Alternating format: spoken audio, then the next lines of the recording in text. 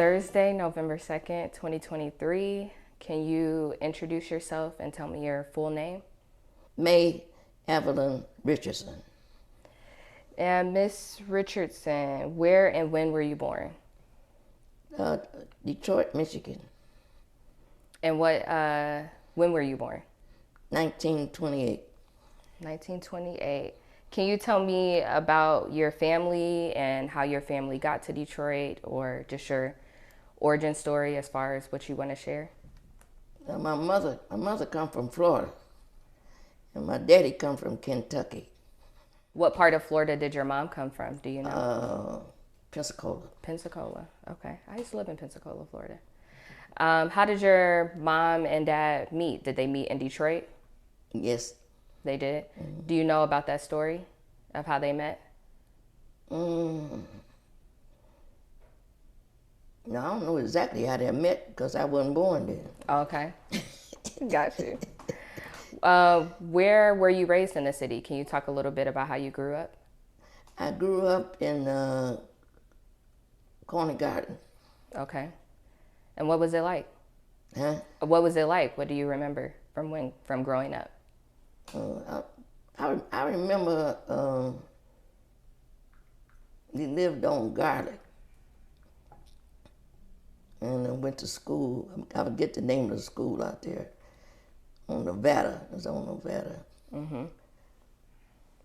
And I can remember like my brother, my sister, and I had two brothers and one sister. Then I had another cousin, Nathaniel Cunningham, but my mama didn't raise him because the police were shooting at a black cat on the truck, and she was pregnant, and they shot at the cat, and they hit my auntie and killed her with the baby. She had to go to the hospital, and I can remember that one. Mm-hmm. You know, so my mom and daddy had to take some of the children and split them up. But Nathaniel, they took Nathaniel. That was he's my brother anyway because he lived with us, and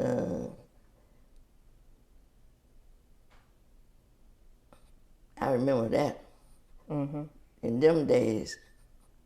And then I forget what the school out there in Corner Garden. I forget the school where we went to out there. I don't remember the name, but I can remember the school because we used to come up with all nationalities of peoples. And I can remember the Italians and Jewish peoples because they lived around us. So that's why I learned how to renew in them days, because the one thing I liked about the Jewish peoples, because the rabbi, he lived next door to us. And the Italians, they lived down the street from us. But they know how to maneuver, you know. That's when I was a little girl. And they used to get us, and they say, you kids want to make some pennies? And we always say, yeah, because we didn't have nothing. We say, yeah, we got to do it. And so the Italians tell us, say, you ain't got to do nothing but wash your feet and come down in my basement, and I'm going to give y'all some pennies. Only thing you have to do is put the music on, and y'all dance, and you say we dance, you know, but I liked it to dance anyway. And we go down in his basement, and he had a big old thing down there and full of grapes. And he said, only thing y'all have to do is wash your feet and just dance, and that's all. I'm gonna give y'all a bunch of pennies. And they had little rollers with pennies in it. We thought it was $1 million. And we all was 10 of us.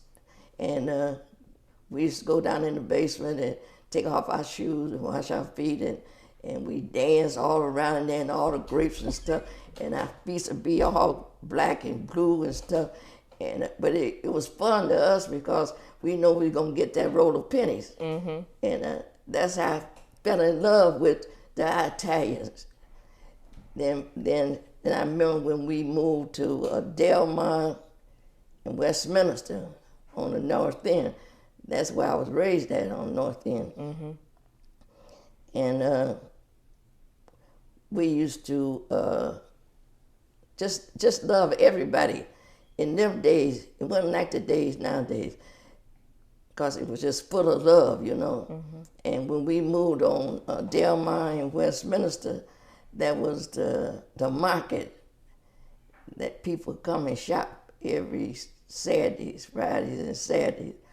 And then they had, I think it was over there in Hamtramck, they had, I think it was Ford's, and there was a factory over there.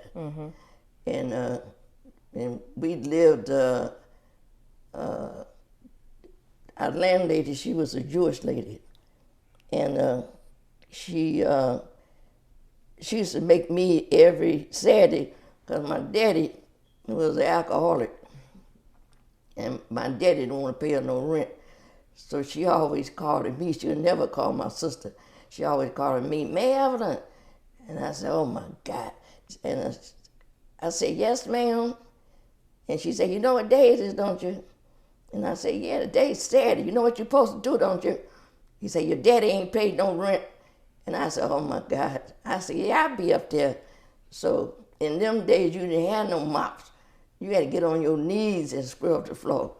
But I still loved her because she always gave me $1 or 50 cents, you know. And she gave me some food. She had some food ready, because in them days, my daddy was an alcoholic and he didn't want to pay no rent. So it didn't make me no difference. I know I was going to make a couple of dollars upstairs. And but she never would call my sister. I said, "How come you don't never call my sister?" And she said, "Anna Lee." She said, "Anna Lee ain't going to do nothing." She said, "But I know you would do something because you want these pennies." And I told her, I said, "Yes, ma'am, sure do." So me and her were tight like that, you know. But in my days, it wasn't all this old junk they got going on today, you know, because people, it wasn't about no color. It was about your heart. And you're supposed to love everybody regardless, you know. So, like I say, in my days, and then when I got a little bigger, and then I was sitting on the porch, and the rabbi lived next door to me, and he said, "Why you keep on crying?" And I say, "Well, you know, I had got used to making little pennies and stuff." I said, "I'm broke." And he said, "You broke?" I said, "Yeah, I need some money." And so I think I was about 10 then. And he said, "Well, you know what?" He said, "Come here." And I say, "What?" And he said, "You see these shoes?" And I said, "Yeah." I say, "They raggedy." And, you know, I said, "What am I going to do with those shoes? You want me to put them in the garbage?" He said, "No." He said, "You're going to make some money."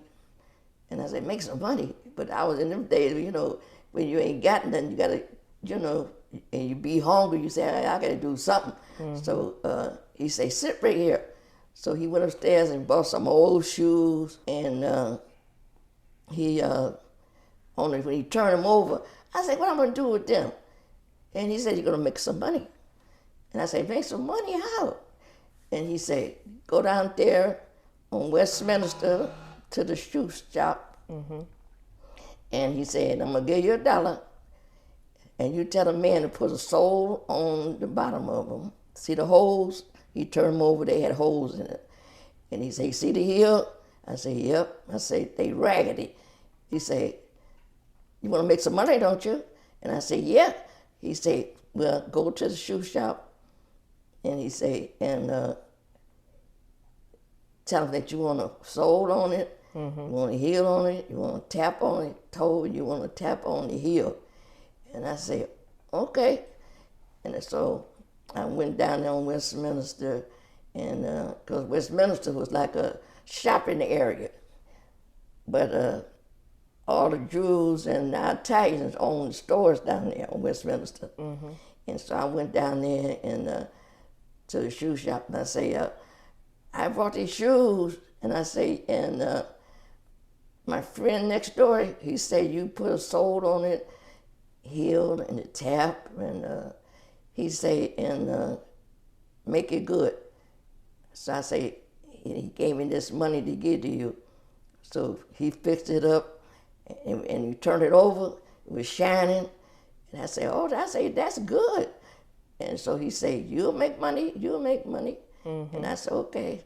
So I went and Friday, and I put my little stand there and sat down on my little chair, and all the people come from the factory down from Russell to Westminster. And so the guy passed by and he said, how much you want for them shoes, little girl? And I said, I talk like them, $10. $10. And so he said, $10? He said, that's too much. I say, bye. And so I say, another man come behind him. He said, no, he said, I'm finna buy them shoes. He said, you can't have them. So I said, he was here first. I say, so he said he's gonna come back and he's gonna get them. So he did, he come back and he gave me the $10 because the shoe man had put new heel, new sole, and taps on each one of them. And I got that $10. And I went back and I told him, I say, I made a $10. I talk like him. I made a $10. And so he said, that's how you make a money. You get some, fix it up, and you'll make a money. So I started going in the alley looking for shoes. I made that $10. So I told my mama, I said, I made $10. And she said, why you make, she always called me a fool. She said, fool, how you make $10? I say, Mr. West, I get what his name was, but I know he was an Arab, I'm not a rabbi. And I said, he told me how to make some money. And I say, well, y'all got some old shoes here, so I'm gonna get them all fixed. In them days, everybody loved everybody. Your neighbor, if you didn't have no food, you can go next door and get you a bowl of beans or some hot water cornbread or greens or whatever they was cooking, because people was like peoples in them days, you know. And I said, and so I grew up like, you know, like a player and not a hater. Because you have to love people to be a player. So it sounds like community was really important to growing up. Like it was the community support that also helped you to grow up and learn different skills. Okay. Well, thank you for sharing that with me. Can you talk a little bit about, or are there other stories from childhood that you want to share or talk about? Yeah. Okay. When you got the first history of my life, when I was coming up, little girl, you know, but I'm still living on Delmont. I lived on the North End at that time. You know, I grew up on the North End. I say it like that. When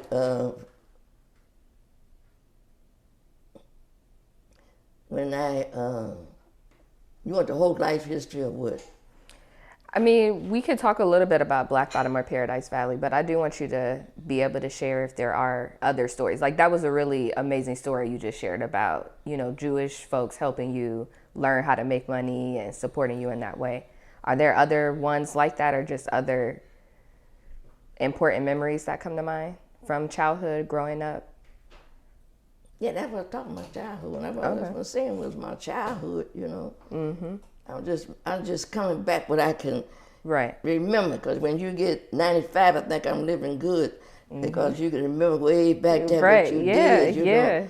You know what I mean? That's where I grew up at the North End, and when I got like, you know, when you come up, you meet other peoples and everything, you know, and then on Oakland, then my auntie had a restaurant on Oakland. Okay. And Holbrook, she had a restaurant, but I used to go, I had to work in her restaurant, because when I got 15, I got pregnant, And then my daddy told me hit the road, Jack, and don't look back. So I didn't know what he really was talking about, but he said, I mean, get out, you know. You know. I mean, if you want to hear some of my history of my life, I'm just telling you, you can cut it out. Yeah, just sure. Yeah. Yeah. What was your relationship to Black Bottom or Paradise Valley? What do you remember about those communities? And I can remember, like I say, my auntie had a restaurant, and then there was Champions Bar on Holbrook and Oakland. That's where I met Billy Eckstein and Jimmy Luckford, because they used to come to my auntie's restaurant and buy hot dogs and chili, because the bar was right across the street. And then after that, when I got a little older, but I'm still staying on Delvon, and then they had my uncle's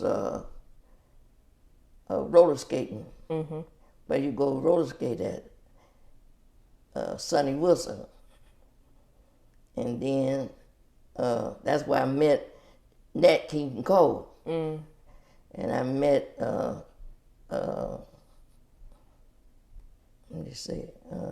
Nat King Cole at the roller skating ring. But I met Billy Eckstein at the Champion Bar. That's on Holbrook and Oakland. That's the north end. Because he come in my auntie's restaurant after he get off from singing and buy chili and coffee and stuff. Then when I got a little older, I started working. No, I'm still on North End. I'm coming back now. I'm still on North End because we used to go to the roller skating ring where my uncle Sonny Wilson had the roller skating ring. And that's where I met Nat King Cole. When he used to sing, we used to roller skate and dance. And he sang Straighten Up and Fly Right. Like all the kids coming there, that was his first song that we danced on the roller skate. Straighten Up and Fly Right. And then after that, when I got a little older, I worked at Rouser's bar, Ace High Bar. That was on Hastings Street. And I met a lot of entertainers down there on Hastings, because Hastings Street was really a player street, where all the pimps and all the ladies, I call them ladies of the evening. But a lot of people call them whores, but I call them ladies of the evening. And I said, but they was ladies of the evening because they were sharp, you know. And I admired them because, I mean, hey, what they did was their business, but I mean, they were pretty girls. They wasn't the ugly girls that come in there. They were sharp, and that made them look pretty. You know what I mean? But then after that, I went to John I, and I worked at Flame Showbar. And I met, what is his name? I gotta come back. I met Joe Lewis. Oh, so you met Joe Lewis at Flame Showbar. Lewis at the Flame Showbar. He was the first one that gave me a $50 tip. Oh, that's a big one. And when I see that $50, I said, oh my God, he told me, so go down. He said, go get Nellie Hill for me. And Nellie Hill was a pretty girl. She's a singer, you know. But I mean, she wasn't no big time singer, but she could sing, but she was pretty. And everybody liked it, Nellie Hill. And I went down in the basement and I said, that's a dressing room at the Flame Showbar. And I said, Joe Lewis want to meet you. And she said something, you know, I don't want to put it on the mic, you know. But she said, girl. And I said, girl, come on. I said, girl, this man don't give me $50 tip, girl. What's wrong with you? And so she said, She said, okay. They called me Little Mama then. I said, okay, Little Mama, because they know I had some babies, you know. And so I come back upstairs and I say, Mr. Joe, I say, she said she'd be up as soon as she get dressed. And he said, okay. Then he handed me a $50 bill. That was the first 50 I seen in my whole life. And so she did come up and have a drink with him, and I met a lot of entertainers in there. Billie Holiday and Frank Sinatra. Frank Sinatra gave me $50 tip too. And then after I left off of John R., I always say that I got my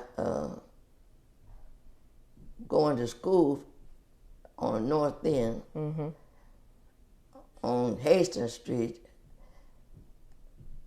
I graduated on John R. I got John R., and then I went downtown, and I worked downtown, and that's where I got my Baxter and a master's degree. Okay. I'm talking about street life. I ain't talking about no school. I hear you. But like I say, I made a lot. My life here, hey, party, baby. That's why I became a player and not a hater.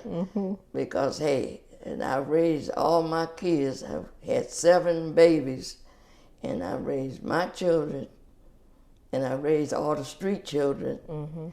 But the first thing I always thought about is that I went to church.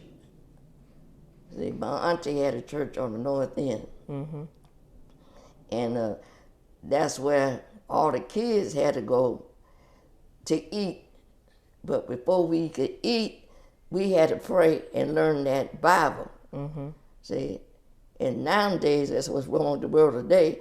They're not teaching the kids the word, you know. But then that's how I become to calling Jesus JC. See, because that's the man. See, a lot of people, if they find him, they got a wonderful life. Because I lived a wonderful life. My life is all about fun. Like when I went to like I say, when I was coming up, I went to the Greystone ballroom, because that's where all the kids go to dance, you know. But you had to be like 18 to show your ID. But I used to take my sister's ID and go there. And I met Count Basie,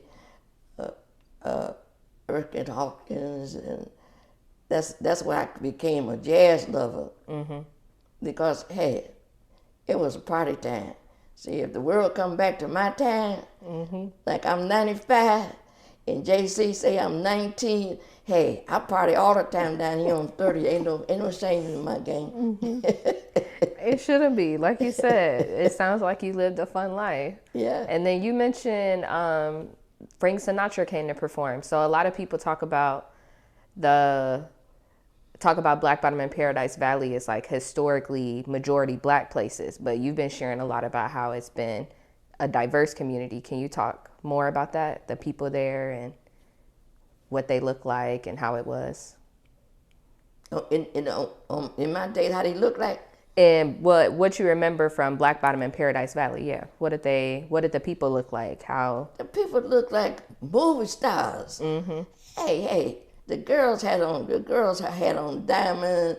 They had on furs. I called them ladies of the evening, but people call them hoes. But I didn't call them that. I called them ladies of the evening because them dames were sharp all the time, and they made big money. In my days, it was like money, you know. It wasn't all this old dumb stuff they doing nowadays. You know, they ain't no players. They haters. So, like I say, I lived a wonderful and a beautiful and a playful life. And I could tell your first 50 came from Joe Louis. That's a big deal. Hey, that's it. You were in the right room. $50, baby. What were some other important places in Black Bottom and Paradise Valley? So you said Flame Showbar. Rousers Ace High. Okay. Rousers Ace High. That was on Hastings Street. Rousers H-High Bar.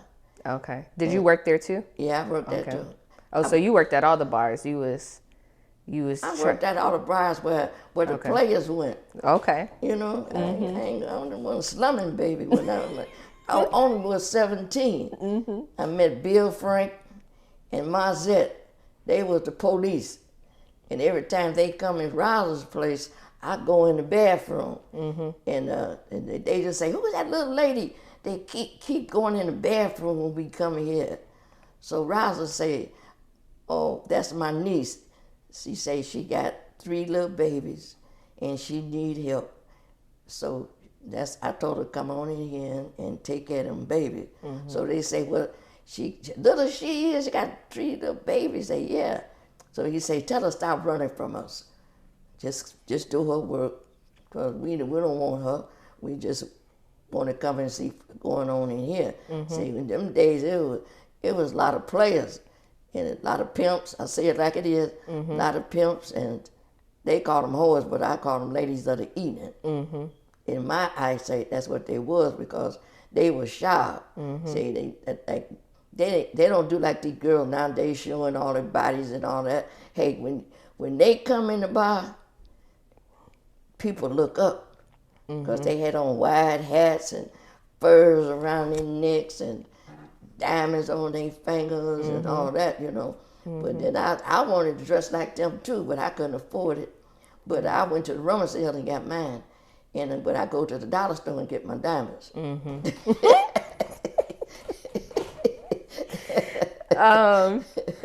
Do you remember what happened when they decided to destroy Black Bottom and Paradise Valley? Do you remember that time? I was living on North End when they destroyed it. Okay. They had a riot.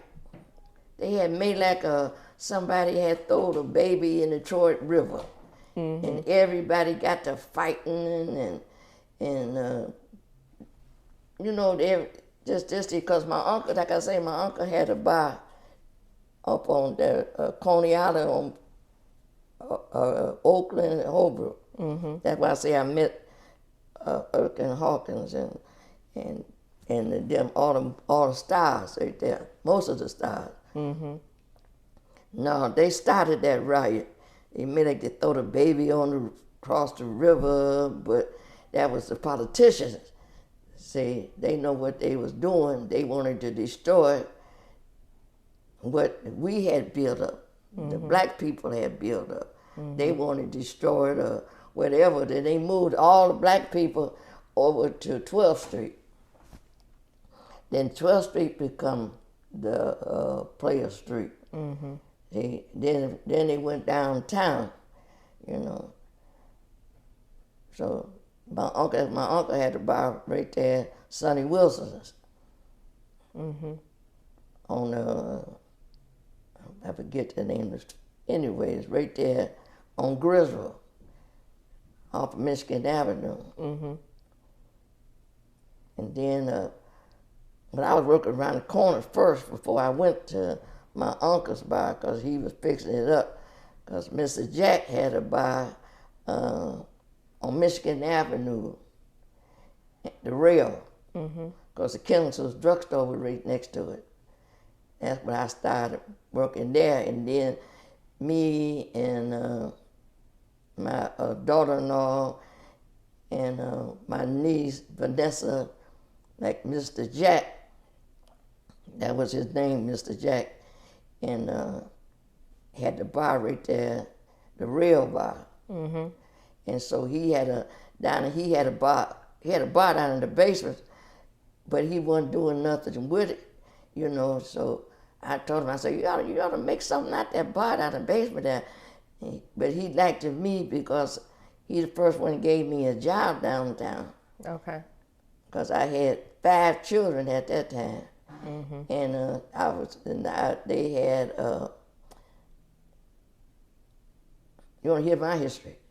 Yes. Okay. Yes. Well, anyway, I had went to jail, you know, but I figured to myself how the people play on you, because I went in the store in Hamtramck And it was some guys in there, but I'm over here trying to get my kids some clothes. And next thing I know, they locked me up and said I carried can you believe this? That I was 7 months pregnant. And they said that I carried a safe out the door. Wow. Impossible. Right. But you know what they did to me? They gave me, when they took me to jail, they say I was in the store and I know the people. I ain't got nothing to do with the peoples. Mm-hmm. I'm talking me. And I say, but when they took me to jail, and the judge and then the jury, I say sometimes when I go to sleep at night, I can hear, she did it, she did it, she did it, you know. And I say, this is impossible, you know. But as I say, the system, not all of them, I'm not going to say all of them, but the system is the worst peoples that's in the world.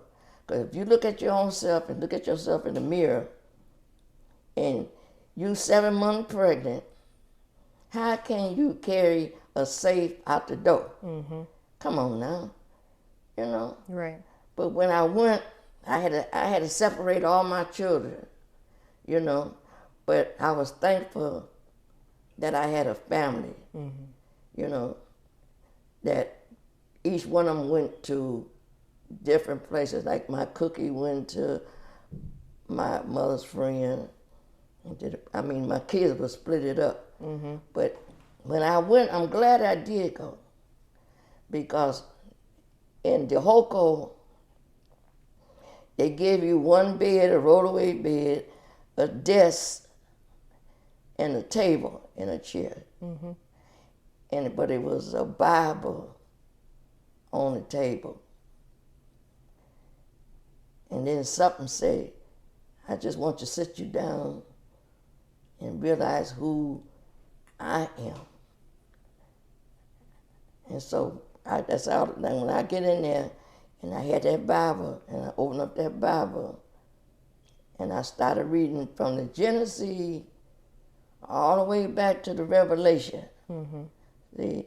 And that's what we living in today. We living in the Genesis. We living in Eureka. Mm-hmm. We living in John and Mark, and definitely the Revelation. Mm-hmm. So, like I say, I'm proud that when I left out of there, that I didn't look back, because I went into J.C. house and had me a seat. Mm-hmm. And he said, I got a job for you. And everything started going spiritual, you know.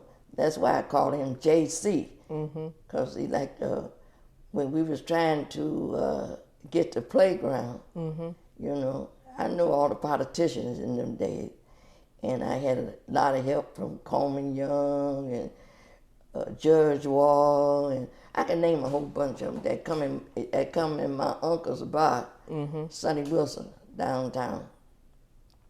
I met all the entertainers, they come in there. So like I say, in my days, I had a wonderful, beautiful, spiritual, and a madness world. Because you look at all the madness, because I know people in them days, if you was a snitcher, you didn't see you no more. Mm-hmm. What happened to John? What happened to Joe? What happened to Jane? And they say they told on somebody. See, in them days, the brothers and the sisters, they went to church and they learned that your next door neighbor, that's your family. Mm-hmm. Down the street, your neighbor down the street, if he's hungry, feed him. Mm-hmm. And that's how I come up I'm talking about my young days. But hey, the world don't owe me nothing, because I seen it all. And I'm 95, and I'm still a player and not a hater. And I'm still trying to play. But ain't nobody to play with no more. Because they don't turn to be haters. you know. But the world coming back because JC gonna make sure that he come back, you know. I write letters, and whether they listen or not, but I tell them what he said, not what I'm saying, what he said, you know. And then when I moved over here, this house right here, I said everything was still going on downtown, but I work downtown. And I got my daughter-in-law down there, I got my niece down there, Vanessa. She got hit by a car, but that's my girl. But she know everything. And they players, Jackie, she a player, you know, because they used to come into my uncle's bar, Sonny Wilson's. And all the players come in Sonny Wilson. Ladies of the evening, all the boosters, all the everything. See, in them days, people stuck together. See, wasn't no snitch. If you snitched it, they tell on you. See, but them ladies come from New York, Chicago, and my uncle had Ottawa, where all the players went up in Ottawa up in there, and it's a whole bunch of stuff I know, you know, but the players don't tell everything. You gotta keep some things to yourself. I get it. I respect it. When you talked about the riots, I think that was in 1943, maybe that one. But when the city started tearing down the houses and tearing down the businesses, how did you find out about that, or what did you know about that when it was happening? It happened during the riot. They had made like somebody had thrown a baby in the Detroit River. But you know, it took years. It was them tearing down the buildings. It was a slow process of them tearing down the homes that were in Black Bottom or moving the businesses that were in Paradise Valley. You know, do you remember when that was happening? Or when they were building Lafayette Park, for instance? Like, do you remember what you thought about that then, or just that time period? Well, when they tore down Hastings Street, that's when they started building. Right. You know. What did they tell y'all about Hastings Street, or why did they tell you it was being destroyed? Do you remember? But they were destroying it right after the riot. They started tearing everything down after the riot. You know, like I say, they made 12th Street. Like the all new the one. players started going. You know, then they started making downtown. They opened up downtown. See? At the same time that they was opening up 12th Street. So there was a lot of businesses and stuff that used to be on Hastings Street and around Hastings Street. There was a lot of culture there that was lost. Yeah. What are like some of the consequences or the impacts? Like, what do you think could have been if it hadn't been destroyed, for instance? Oh, if it hadn't been destroyed, hey, Hastings Street would have been on the world's map. John I would have been on the world's map. Downtown would have been on the world's map. But when they seen that we was conferencing stuff, they wanted to tear us down. Then they started throwing, after the riot, they threw the dope in. Like they say, they get them a bag.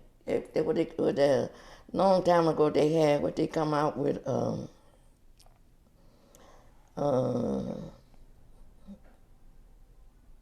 the heroin. You say, give them, I remember that. They say, give them, how you get rid of them is give them back.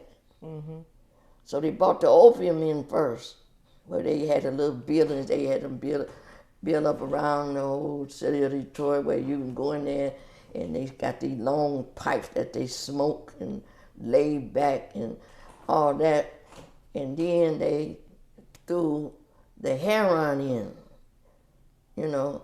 Let them make some money. Let them buy diamonds and furs and all that stuff. So the system is the one that destroyed not only Detroit, but the whole world. Because when you offer somebody that you can make a lot of money, you can do this, blah, that. Well, in my days, when they started seeing that they could make money, you know, that's when they bought the heroin and the coke in.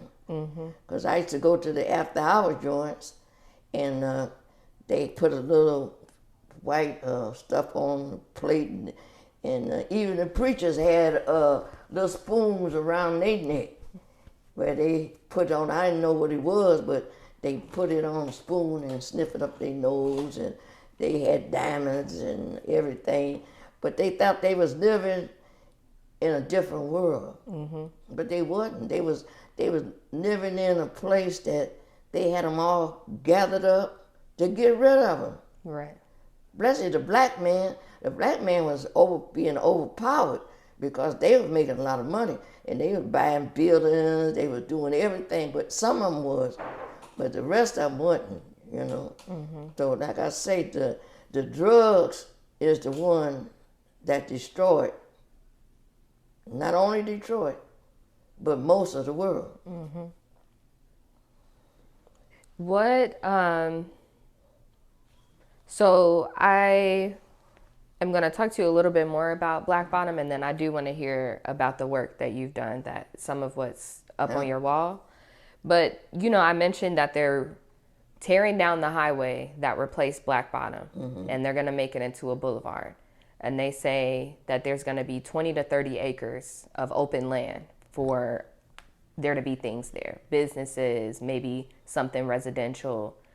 What do you think reparations for Black Detroiters could look like? So Hastings Street was this place, you mentioned like money was circulating, culture was happening, and that was torn down. There's an opportunity now to repair what was lost. What do you think about that, or what do you think that could look like? I think it should put all the joints back. They tore them down and put them back. You know, let the younger generation have party, and love is the key to everything. You know, because see, like in them days, they look back and they seen that the black people was just making money head over here. We got to stop that. We got to cut that out, lock them up, throw the key away. See, because how could you, I look at it this way. I come up when they had so much drugs, you know. Like I say, the girls had diamonds, and everybody had a Cadillac, you know. I even bought me a raggedy Cadillac, you know. You know, but it was just the hall and the fame. But the devil, he's a creeper. He don't want you to prosper. He want to prosper. He want to own the whole world. He don't want to give you nothing. See, but see, we as black people, we got to come together and stick together and raise our families together. Like I say, when I lived on the North End, we didn't have hardly nothing to eat, but like the next door neighbor know you didn't have nothing to eat, they feed you and your kids. They put on a pot of beans, they put on some greens, some ham hocks, or whatever. They make that hot water cornbread. And my mama used to make the best lemon pies. She worked in Grosse Pointe. She's a big cook out there at Clara. She worked for Miss Scripps, the Detroit News. She was the biggest cook in Grosse Pointe. If some of her kids or grandkids are living, they'll know about Clara. See, because she the one that when my mama passed, she come my house, my daddy's house, and told my daddy, "Don't worry about Clara." She said, "I got Clara." And she buried my mama, Mrs. Scripps, Detroit News, head of Detroit News. Yeah, I never forget that day when she come to our house and she said, "George Richardson, I got Clara. Don't worry about her." You know, and I met a lot of her grandsons at our house because I served, she had a big dinner out there. and I helped serve the dinner out there at her house, Mrs. Scripps. If they look her up, Detroit News, Clara Richardson. Mm-hmm. That's beautiful that she did that. Huh? I said that's beautiful that she did that. Yeah, yeah. Yeah, she come to the house and told us, don't worry about Clara, I got Clara. Yeah. So let's talk a little bit about you and all that you've done. You have so many awards and articles about you. Can you talk a little bit about what you've done over your life, what you're known for? I saw a name there, Miss Pee Wee. Can you share more about that? Well, let me see. I started off when, like I say, I went to penitentiary. You know, it ain't funny, but it's funny to me because I can realize that JC had a plan for me. You know what I mean? Like I told you, I had to go to church to eat, but I read that Bible, and when I went to jail for fraud, that I could understand how the other side of the street would dog you, and you could feel the spirit that you got inside of you. But when I was pregnant with my daughter Jaja, that's when I felt that when I come out of jail, that I had a plan. So when like I say, when I was on my way to the hospital, and the guy that driving me to the hospital, when I got there, it was a burnout school called the Ellis, right down here on 30th and Horatio. And someone say, stop. And I say, stop, man. And he said, girl, he said, you finna have a baby. I say, stop. I say, something talking to me. And he said, I don't see nobody. I say, man, somebody stop talking to me. I say, stop. So he stopped, and it was an old burned down school down there in the Ellis. And I say, he talking to me. And he said, I don't see nobody. I say, somebody talking to me. And so he stopped, and then he say, I heard someone say, I want you to make a playground at this lot here. And I said, it was a burnout school. They can look it up, and they can see it called the Ellis. So after I heard what he was telling me, then I said, okay, I'm ready to go. So I went to the Grace Hospital. That's when I had my Jaja. And so when I got out of the hospital, I started going to meetings. Like they had a lot of meetings in the police station, that what you want to do with the land around and stuff, you know. And so I say, well, first thing I say I want to do is that something told me to get a playground up on 30th Street for the kids. And so they say, yeah, that is a vacant land up there. I said, they got a burnt out school up there, need to tear it down. And I said, it's too many kids. But in them days, they had so much dope in the neighborhood that the kids didn't have no place to go. Their mamas high, their daddies high, everybody high. I say, but I'm going to do what JC told me to do and make a playground at that school. So when I started going to all the meetings downtown at the city county building, Maxine Young and Coleman Young and all the judges, Judge Wall, and they got to know me. And then I go to the Common Council meeting at the city county building, and I say, we want to make a playground at that land up there on 30th Street and Harvard. And so they say, they looked it up and they say, yeah. I say, but it's a burnout school up there. And I say, it got to be tore down. And so they write everything I was saying down. And so they did. So then when the last meeting I went to, and then that's when the preachers said that they wanted to make a convalescent home. And I jumped up. I said, no. It's supposed to be a playground for them kids. No. You know, and so Maxine Young said, oh, you can sit down, Miss Pee Wee. She said, you gonna get that playground for them kids. And I say, and that's a blessing right there. So I sat down and had to say nothing no more.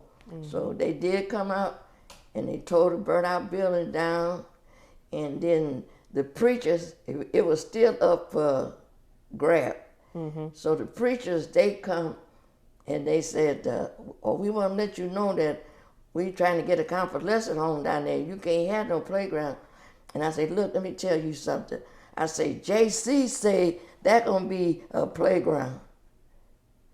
And so I kept talking about JC. So the preacher, he don't even know JC. He said, he asked the deacons, who is JC? Who is she talking about? And so the deacons looking at him. I said, he don't know JC. And so the preacher said, she talking about Jesus. Oh man, he slapped his hand. Oh man, I don't know none of that slang on the streets that they got out there. They talking all this yang talk. I said, man, but you should know JC. You preaching about him, So the next 2 weeks they come out and told me that, hey, Miss Pee Wee, you finna get your playground. I say, for real? And I told all my kids, we finna get a playground. So we go up there and we be dancing, and they had a little table up there. And the next day, when I went to the Herman Keeper, I went to all their meetings, because the Herman Keeper was, like in them days, they had the Black Panthers. And the Black Panthers is really the ones that really helped us, because they say, hey, Miss Pee Wee, we with you. Then I had the Mad Dogs. They was the motorcycle gang. And then the day we were supposed to get the playground, Robin, the anchor, Channel 7. So what they wanted, the preacher still was after that playground.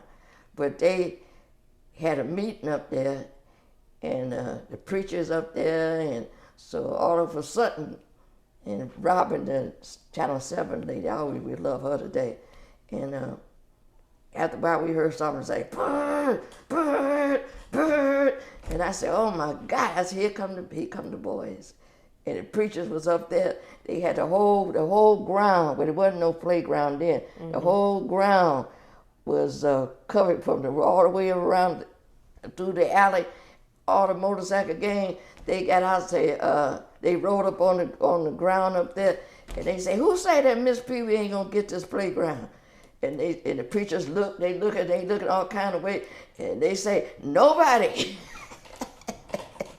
We don't want no trouble. I wish I had a picture of that today. Yeah. So that's how we got that playground up there. So you got to go to all the meetings and stuff and let the people know what you want for your kids, So, that's beautiful. Thank you for sharing that. What do you want future generations to remember about Detroit, or Black Bottom, or Paradise Valley? What do you think is most important for people to know? Detroit, like I say, is the eyes of the whole world. I want to remember Detroit as a player and not a hater.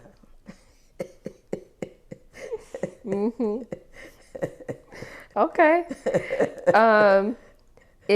We're coming to a close now. Is there anything else that you want to share on the record and have people know about you or anything else? I look at it this way. We all put on earth to do something.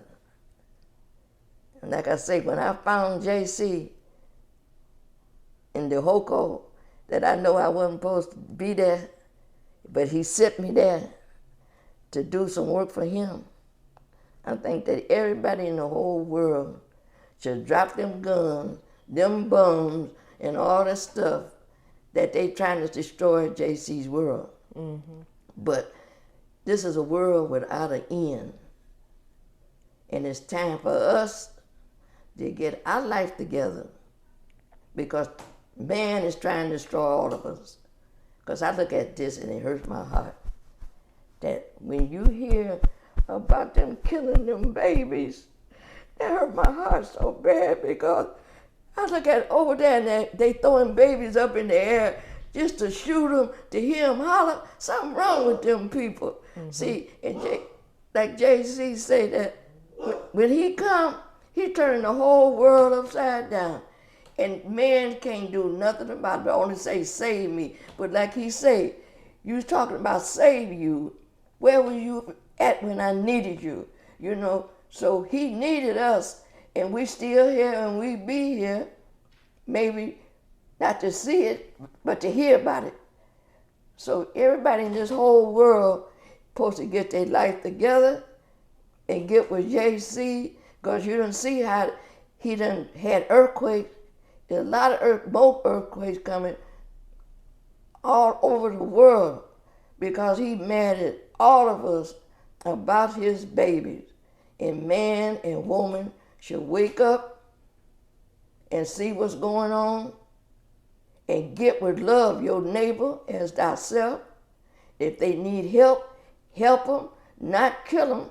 Because what can a baby do for you when you come up there and got a gun in his head? Nothing. He can't take the punishment. Where's your punishment at? Right. You know? So my future is to see no more guns, no more bombs, and let the world and let our kids see a wonderful world. Because I seen a wonderful world when I found JC. And I would never, never, never turn him loose until he come and get me. Beautiful.